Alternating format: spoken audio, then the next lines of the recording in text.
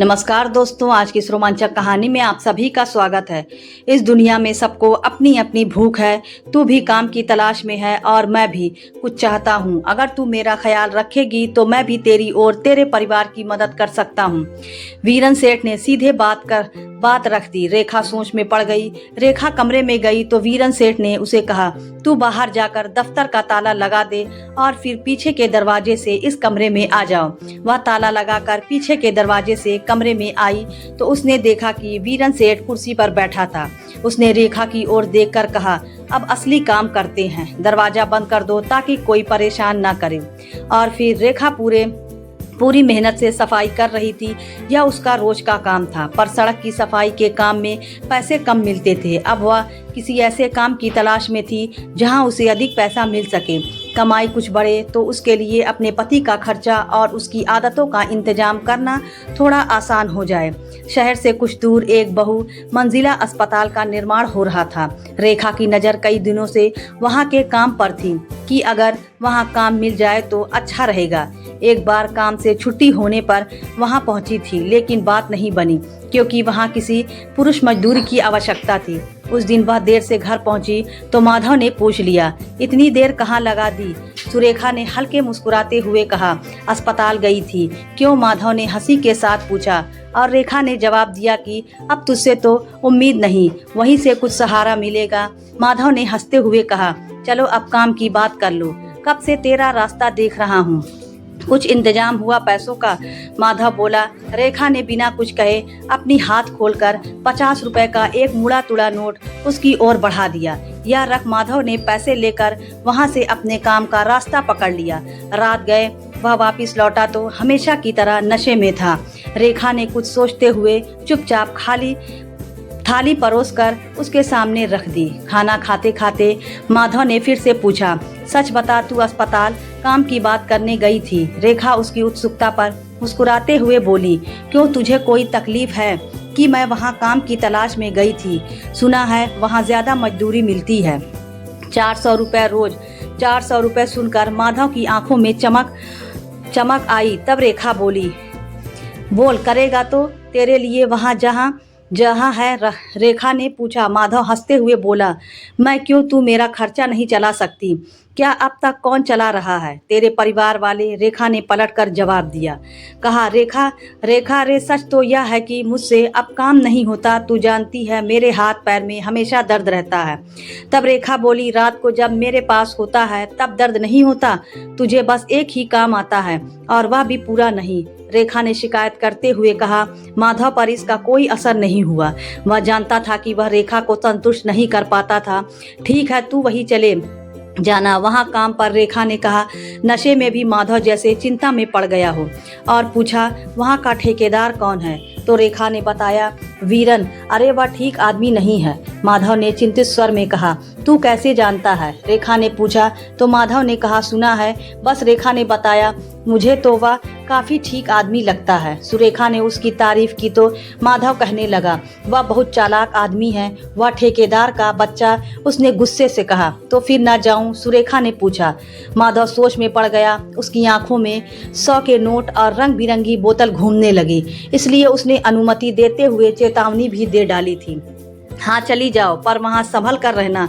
वह सेठ बहुत चतुर आदमी है। एक दिन समय निकालकर और हिम्मत जुटाकर रेखा फिर ठेकेदार वीरन सेठ के पास पहुंची। इस बार वह निर्माण स्थल के बजाय उसके दफ्तर गई थी। क्या पता क्या बात है? वीरन सेठ ने पूछा। मुझे काम चाहिए सरकार, क्या मुझे काम मिल सकता है? रेखा मुस्कुराते हुए बोली, तेरे लिए यहाँ काम कहाँ है? मुझे चौकीदारी के लिए आदमी चाहिए। अगर तुझे चौकीदार रखूंगा तो मुझे ही तेरी चौकीदारी करनी पड़ेगी। वीरन सेठ ने हंसते हुए कहा। उसकी लालची निगाहें सुरेखा के शरीर पर ठहर गईं। मेरा मर्द तो काम करना ही नहीं चाहता साहब। रेखा ने उसे बताया। तो मैं क्या करूं? वीरन सेठ लापरवाही से बोला। तभी उसे कुछ याद आया और वह बोला, तू तो माधव की बीवी लगती है। रेखा ने सहमति से सिर हिलाया। उसके वहाँ काम करने वाली एक मजदूर है। उसकी दी हुई सलाह याद आ गई। उसने वही तरीका अपनाते हुए कहा, बाबूजी, हमारे पास आपके सिवा और कौन है? काम नहीं दोगे तो हम भूखे मर जाएंगे। देखो, इस दुनिया में सबको अपना अपना दुख है। तू भी काम की तलाश में है और मैं भी कुछ चाहता हूँ। अगर तू मेरा ख्याल रखेगी तो मैं भी तेरी और तेरे परिवार की मदद कर सकता हूँ। वीरन सेठ ने सीधे बात रख दी। रेखा सोच में पड़ गई और पूछने लगी, क्या काम है? तब वीरन सेठ ने कहा, जहाँ कहूँगा वहाँ काम पर लग जाया करेगी। रेखा ने कहा, हाँ, अपने पति से पूछ कर बताऊंगी। तो सेठ ने जवाब में जल्दी से बोल पड़ा, अरे उस माधव को तो मैं मना ही लूँगा। वीरन सेठ ने अवस्थ होकर कहा। अगले दिन ठेकेदार वीरन सेठ ने गोपाल के पास अच्छी देसी शराब की 4 बोतल भिजवा दी। इतनी सारी बोतल एक साथ देख गोपाल खुशी से भर गया। उसने तो सपने में भी नहीं सोचा था कि उसे इतनी सारी बोतल मिलेगी। इतनी सारी बोतल देखकर उसने रेखा को वीरन सेठ के यहाँ काम करने की इजाज़त दे दी। अगले दिन रेखा भी वीरन सेठ के दफ्तर पहुंची। वहाँ कोई खास काम नहीं था, बस सफाई करना, पानी लाना, चाय बनाना जैसे छोटे मोटे काम थे। 1 घंटे बाद वीरन वहां से एक साइड पर चला गया। जाते समय उसने रेखा से कहा कि वह 1 बजे खाना खाने आएगा और खाना भी रेखा को ही बनाना होगा। रेखा सोच रही थी कि इस तरह के काम के बदले में रोज 400 रुपये मिलेंगे तो उसकी और माधव की जिंदगी कुछ बेहतर हो सकती है। पर उसे थोड़ी चिंता भी थी। उसे अंदाजा था कि वीरन उसे शायद सीधे तौर पर काम नहीं करने देगा। फिर उसने सोचा कि अब जब शुरुआत कर ही दी है तो डरने का क्या फ़ायदा। वीरन सेठ 1 बजे वापस आ गया। रेखा ने उसे खाना परोसा। जब उसने अपनी खाने की प्लेट खोली तो वीरन सेठ ने कहा, अरे तू अपने लिए खाना लेकर आई है, कल से यह नहीं चलेगा। तू यहाँ मेरे साथ साथ अपने लिए भी खाना बना लिया कर। रेखा ने खाना खा लिया और बर्तन साफ करने जा रही थी। तभी वीरन सेठ ने कहा, अब मेरे आराम करने का समय हो गया है। वह दफ्तर के पीछे वाले कमरे में चला गया। रेखा पहले ही देख चुकी थी कि दफ्तर के पीछे एक कमरा है जिसका एक दरवाजा दफ्तर में खुलता था और दूसरा बाहर की तरफ। उस कमरे में एक पलंग, 2 कुर्सियां रखी हुई थीं और साथ ही एक बाथरूम भी था। थोड़ी देर बाद वीरन सेठ के खर्राटे की आवाज आने लगी। अब रेखा के पास कोई काम नहीं था। वह खाली बैठकर सोचने लगी कि क्या उसे आज के पैसे आज ही मिल जाएंगे या फिर 7 दिन के काम के बाद एक साथ मिलेंगे। उसने सोचा कि कम से कम आज के 1 दिन के पैसे तो उसे मांग ही लेने चाहिए। करीब 1 घंटे बाद उससे पास के कमरे से कुछ आवाज़ सुनाई दी, चलने फिरने की, बाथरूम का दरवाज़ा बंद और खुलने की। फिर उसने वीरन सेठ की आवाज़ सुनी जो उसे अंदर बुला रहा था। रेखा कमरे में गई तो वीरन सेठ ने उससे कहा, तू बाहर जाकर दफ्तर का ताला लगा दे और फिर पीछे से दरवाजे से इस कमरे में आ जाना। रेखा वहां ताला लगाकर पीछे के दरवाजे से कमरे में आई तो उसने देखा कि वीरन सेठ कुर्सी पर बैठा था। उसने रेखा की ओर देखकर कहा, अब असली काम करते हैं, दरवाज़ा बंद कर दो ताकि कोई परेशान ना करे। रेखा को मालूम था कि उसे कुछ मुश्किल फैसले लेने पड़ेंगे, पर दरवाज़ा बंद करते वक्त वह थोड़ा असहज महसूस कर रही थी। उसने अपने पति माधव के अलावा कभी किसी और से इस तरह का संबंध नहीं रखा था। वीरन सेठ ने उसे अपने पास बुलाकर उसके पहनावे पर बात छेड़ी। रेखा ने थोड़ी झिझक के साथ अपनी ओढ़नी हटाई और सर झुकाकर खड़ी हो गई। वीरन सेठ ने हल्की हंसी के साथ कहा, अब थोड़ा सहज हो जाओ। रेखा ने अचानक से पूछा, कैसे, इसमें क्या सोचना? अपने पति के आगे भी ऐसे नहीं बैठी है क्या? रेखा ने थोड़ा संकोच करते हुए कहा, नहीं, हमारे बीच ऐसा कुछ नहीं होता।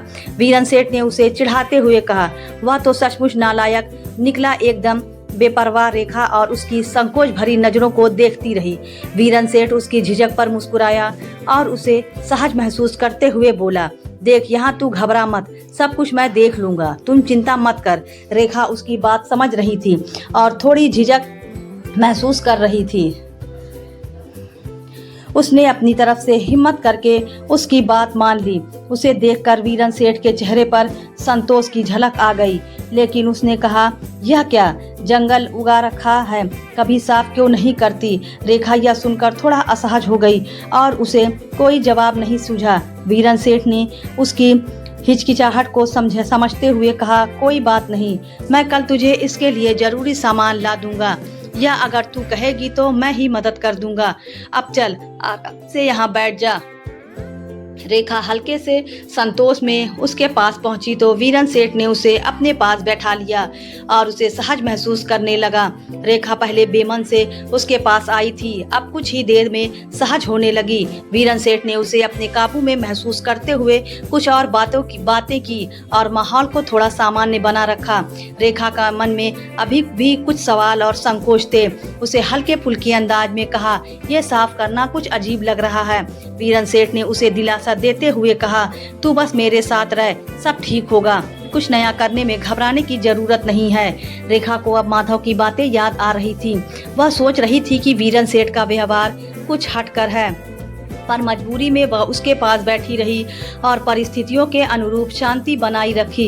रेखा के मन में अभी कुछ झिझक थी, लेकिन उसने अपने आप को सहज रखने की कोशिश की और बातचीत में वीरेंद्र सेठ के साथ सामान्य महसूस कर रही थी। कमरे में एक अजीब सी खामोशी थी और रेखा की उलझन भरी सांसें भी गूंजती थी। वीरेंद्र सेठ ने उसे सहज करने की कोशिश में कहा कि कैसे हो मेरी रानी, सब ठीक तो है ना। रेखा ने संकोच के साथ उसकी ओर देखा, लेकिन तब उसके होठ तक नहीं हिल पाए। उसने धीरे से सहमति में सिर हिलाया। माहौल में एक अजीब सी बेचैनी थी, लेकिन रेखा अब खुद को स्थिर रखने का प्रयास कर रही थी। उसे महसूस हुआ कि वह इस परिस्थिति में पूरी तरह से सहज नहीं है, लेकिन मजबूरी के कारण वह वहीं रुकी रही। वीरेंद्र सेठ ने उसके चेहरे पर दिख रही झिझक को देखकर उसे समझाने की कोशिश की। डरने की जरूरत नहीं है, सब आराम से हो जाएगा। वीरेंद्र सेठ ने उसे सहजता देने का प्रयास किया और माहौल को सामान्य बनाया। कुछ ही देर बाद दोनों अपने अपने विचारों में खो गए। खोए हुए अपनी सीमाओं को तोड़ते हुए चरम सीमा तक पहुंच गए। बिना कुछ बोले फिर कुछ समय बाद दोनों ने एक दूसरे को छोड़ दिया। रेखा के चेहरे पर हल्की तृप्ति का आभास था और वीरेंद्र सेठ अपने मन की प्रसन्नता को छुपा नहीं पा रहा था। उसके मन की मुराद पूरी हो गई थी और रेखा उसके जाल में फंस गई। समय बीतता गया और रेखा का ठेकेदार वीरेंद्र सेठ के साथ का रिश्ता धीरे धीरे गहराता गया। वायदे के मुताबिक ठेकेदार वीरेंद्र सेठ माधव और उसके परिवार की मदद करता रहा, उनकी रोजमर्रा की जरूरत का ख्याल रखता रहा। फिर कुछ दिनों में रेखा का पेट बढ़ने लगा और जल्दी से बात साफ हो गई कि वह एक नई जिंदगी को जन्म देने वाली है। अपनी पत्नी के बदलते रूपों को देख तो उसके मन में सवाल उठने लगे। उसे लगा कि उसकी थोड़ी सी ढील देने का नतीजा उसके सामने है। पर जब वह वीरेंद्र सेठ से बात करने का सोच ही रहा था कि अचानक से उसके पास विदेशी शराब की एक पेटी पहुंच गई, पूरी पेटी, और वह भी विदेशी शराब की। इससे माधव के विचार बदलने लगे। उसने सोचा भी वीरेंद्र सेठ तो सच में बहुत बड़ा आदमी है जो इस तरह से मदद कर रहा है। रेखा को भी शायद यह बात समझनी चाहिए थी। रात को नशे में धुत माधव रेखा पर गुस्सा हो गया और उसने कहा, अपने पेट को देख, तुझे समझ में नहीं आता कि क्या हो रहा है। रेखा ने जवाब दिया, मैंने कुछ नहीं किया, ये तो भगवान की मर्जी है। माधव ने तंग भरे लहजे में कहा, भगवान की मर्जी को संभालने के तरीके तो आजकल हर जगह मिलते हैं, तुम किसी अस्पताल में क्यों नहीं गई? रेखा ने अपने पेट पर हाथ फेरते हुए कहा, मैंने यह कदम अपने बुढ़ापे के लिए उठाया है। अभी तो मैं काम कर पा रही हूँ और जब मैं बूढ़ी हो जाऊंगी तब हमारा सहारा कौन बनेगा? मैंने भविष्य के लिए एक सहारा तैयार किया है। रेखा की बात सुनकर माधव का गुस्सा थोड़ा ठंडा पड़ गया। वह सोचने लगा कि कैसे न्याय किया है भगवान ने बुढ़ापे का। तो दोस्तों, यह थी हमारी आज की कहानी। अगर आपको पसंद आए तो लाइक कर दें और हमारे चैनल को भी सब्सक्राइब कर लें। मिलते हैं अगली वीडियो में, तब तक के लिए धन्यवाद।